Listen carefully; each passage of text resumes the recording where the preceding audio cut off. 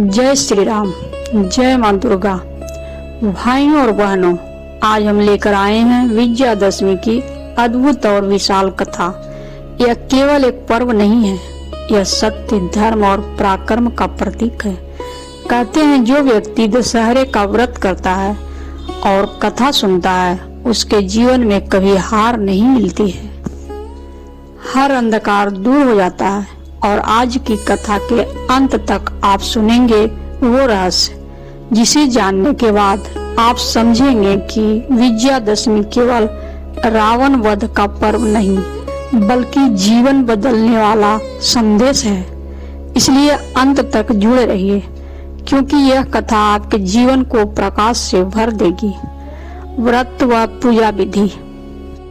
विजयादशमी के दिन प्रातः काल स्नान करके पवित्र मन से संकल्प लेना चाहिए।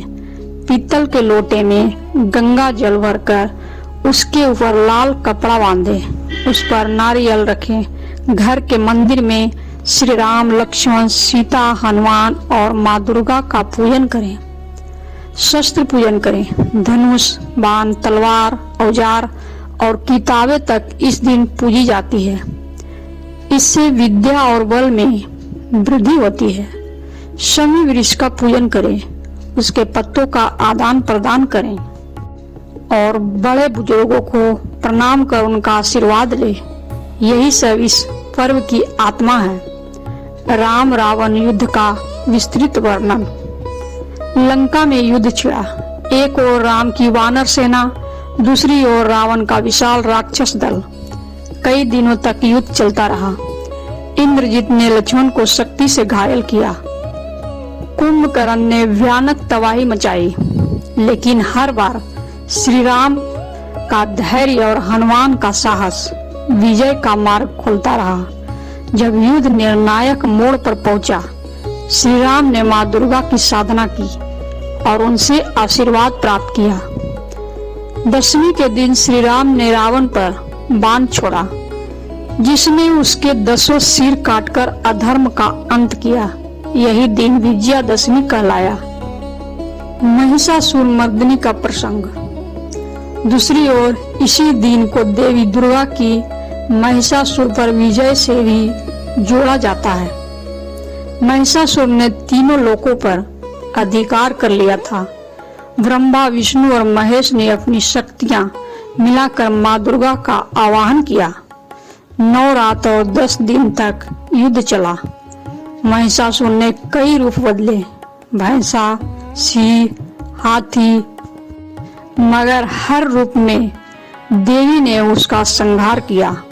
दशमी को देवी ने महिषासुर का वध किया और संसार में शांति स्थापित की। अन्य लोक कथाएं और रीति रिवाज। महाभारत काल में पांडवों ने अपने शस्त्र शमी वृक्ष में छुपाए और अज्ञातवास पूरा करने के बाद उन्हें निकाला। उस दिन उसकी विजय हुई, इसलिए शमी पूजन का महत्व बढ़ा।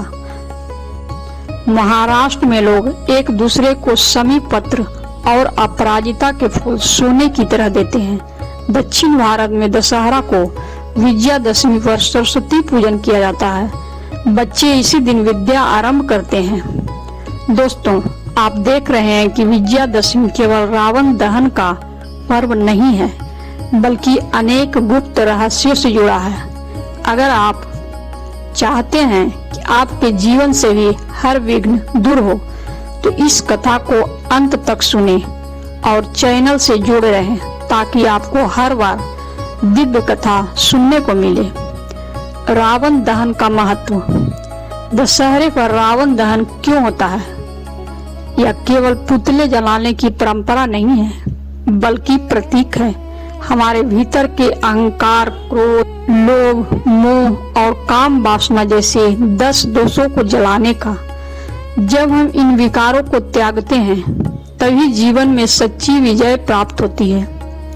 राम हनुमान संवाद।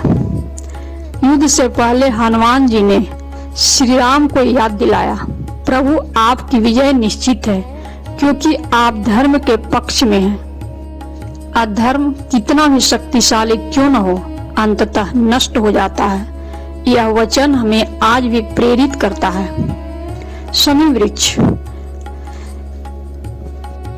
अब वह रहस्य जिसे जानने के लिए आप रुके थे। कहते हैं शमी वृक्ष अग्नि का प्रतीक है। इसके पत्ते सोने समान शुभ माने जाते हैं। दशहरे पर शमी पत्र को सोना मानकर बांटने से घर में लक्ष्मी का वास होता है और दरिद्रता दूर होती है। यही कारण है कि हर दशहरे पर शमी पूजन का विशेष महत्व है। आज आपने सुना विजयादशमी की विस्तृत कथा, राम की विजय, दुर्गा की महिषासुर पर विजय, पांडवों का शमी पूजन और हमारे भीतर के दोषों का दहन। यही पर्व हमें सिखाता है कि चाहे समय कितना भी कठिन क्यों न हो, धर्म और सत्य की जीत निश्चित है। इस दशहरे पर संकल्प लीजिए कि अपने भीतर के रावण को जलाएंगे और जीवन को प्रकाश से भर देंगे। अगर यह कथा आपको प्रेरणादायक लगी तो इसे अपने परिवार और मित्रों तक जरूर पहुंचाइए। अगली कथा में फिर मिलेंगे, तब तक जुड़े रहिए और हर त्योहार को ज्ञान और भक्ति से महापर्व बनाइए। जय श्री राम, जय माता दी।